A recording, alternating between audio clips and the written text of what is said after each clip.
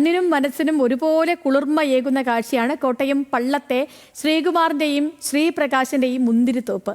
മുന്തിരി കൃഷിക്ക് അനുയോജ്യമല്ലെന്ന് കരുതുന്ന കോട്ടയത്ത് നൂറുമേനി വിജയം കൊയ്യാമെന്ന് തെളിയിച്ചിരിക്കുകയാണ് പള്ളത്തെ ഈ കർഷക സഹോദരങ്ങൾ.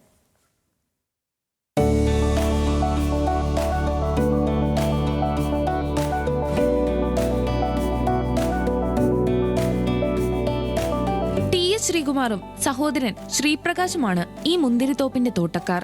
അധ്വാനിച്ചാൽ വിളയാത്തതായി ഒന്നുമില്ലെന്നാണ് ഈ കർഷകർ പറയുന്നത്.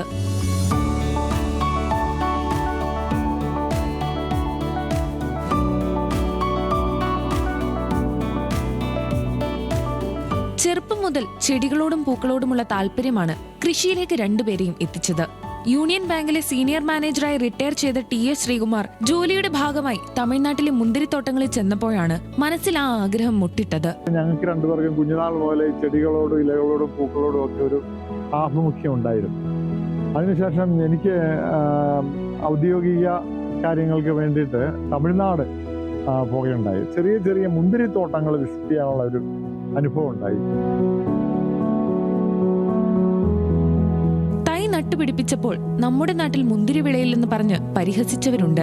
അവരോട് അധികാലത്ത് മുന്തിരിത്തോട്ടങ്ങളിൽ പോയി മുന്തിരിവള്ളികൾ തളിർത്ത് പൂവിടുന്നത് കാണാമെന്ന് പുഞ്ചിരിയോടെ പറയുകയാണ് ഈ സഹോദരങ്ങൾ.